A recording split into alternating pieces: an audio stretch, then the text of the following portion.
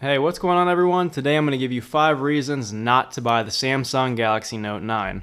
Now, I know that probably sounds kind of clickbaity, and that's not my goal at all. I bought this phone with my own money.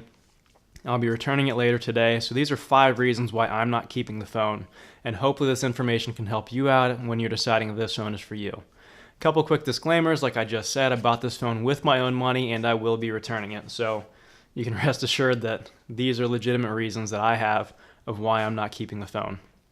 Number 2, my wife and I still have that puppy that we just got, so he's being good laying down right now, but if you hear him in the background, I apologize. There's only so much I can do because he's a puppy. So, moving right along. These 5 reasons are going to surprise some of you guys for sure because a lot of them are being sold as the Note 9's strengths, things that reviewers are loving about it, Samsung's touting. So, let's go ahead and dive in.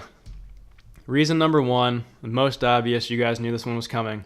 The price is too damn high. Just, you can say it with me, the price is too damn high. $1,000 is too much for a smartphone. It is. I know some of you are like, okay, well, the new iPhones are $1,000 or more. You know, Oppo's got a phone that's $1,000, so does Vivo. But, you know, at least the Android phones there are innovating in some way, so you can kind of make an argument for it being $1,000. But when it comes down to it, I don't care. I'm not going to spend that much money on a phone. I'm just not. Reason number 2, battery life. Yeah, kind of surprising, right? Samsung touts this thing as an all-day battery. Now, I'm going to hop in here into my gallery. I'm going to show you a screenshot. This is what I averaged on the battery life. This is pretty consistent with what I saw. We got almost 13 hours on the battery as a whole, 2.5 screen on, hour and a half of podcast, which, I mean, that's probably as much as I'd listen to podcasting in a typical day.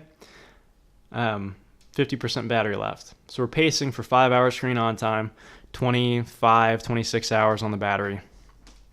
That's not good. It's not. It's not great. That's not good. That's very average. I mean, very average. My Mi Mix 2S, I typically get 6 hours screen on time. Now this, I could probably stretch to 6 depending on how much streaming I'm doing that day of audio. You can see here YouTube was 30 minutes. That's a typical day, only 30 minutes. It's just not great. Now again, some of you probably see that time on the battery. It's like, okay, well, you know, I get up for work at 7 or 8. I go to bed at, let's say 11. That gets me through a day easily. It is all day battery. Well, this was a pretty light day. Again, there, look at that screen on time. Oops. Look at that screen on time there. It's not great. It's very average, and I was really disappointed with that battery life. It should perform way better than that. Now, number 3, performance. Again, something a little bizarre, right? It's the Note. It's the token, get crap done phone. It's got the S Pen. People who really need to get stuff done for the business or whatever, they pick up a Note. Big screen, and yeah, no. I mean, it's got a Snapdragon 845, sure. UFS 2.1 storage. You don't need to worry about what that means. Just know that it means it's the fastest storage you can currently get on a phone.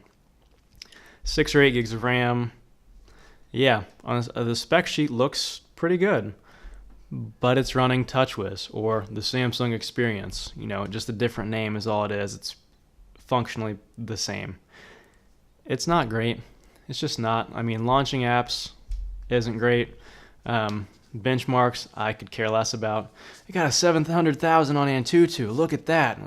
Okay, how does that translate to real world use? Oh, right, it doesn't at all. It's just, I don't really care about benchmarks. My Mi Mix 2S seems to run a lot more fluid.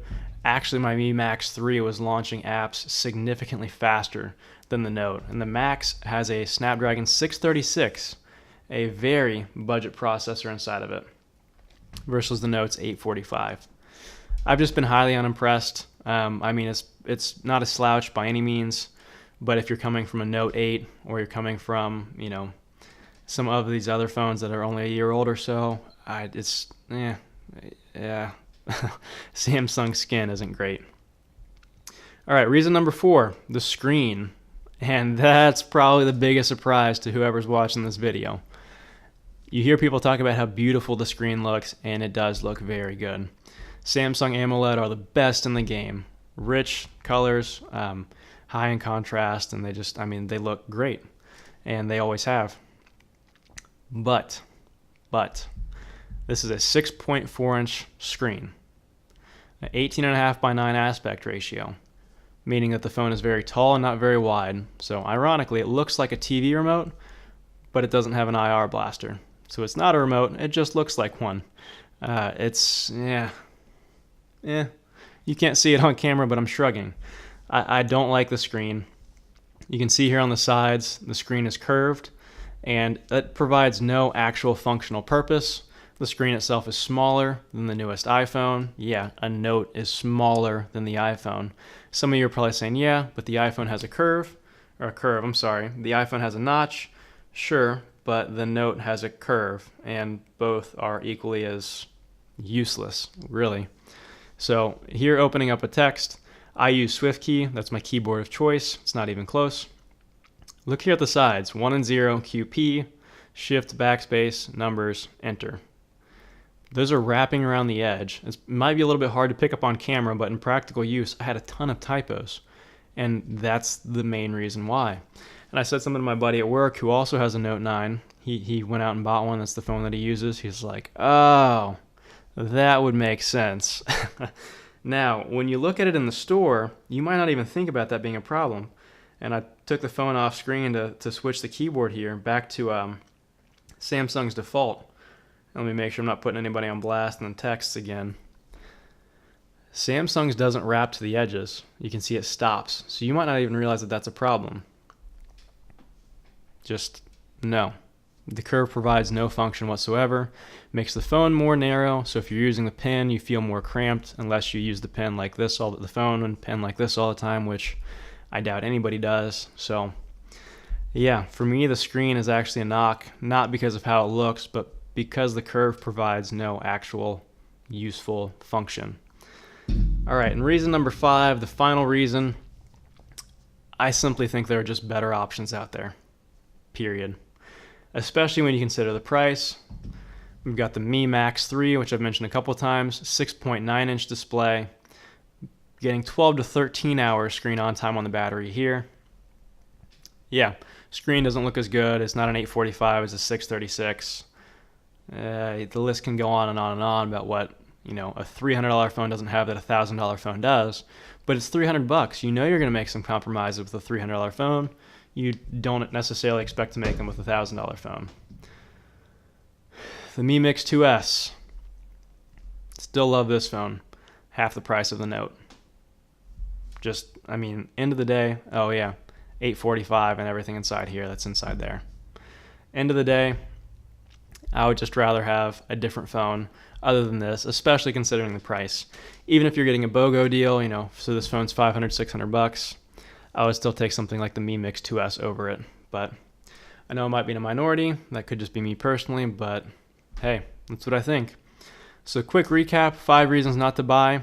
Price, battery, performance, screen, being curved and everything there, and there are just better options available. If you agree, disagree, let me know in the comments. Maybe you've got a Note 9 and you love it. Maybe you found a keyboard that lets you adjust those dimensions so the curve's not a big deal. Let me know down in the comments. But anyway, guys, thank you so much for watching. I'll see you in the next video.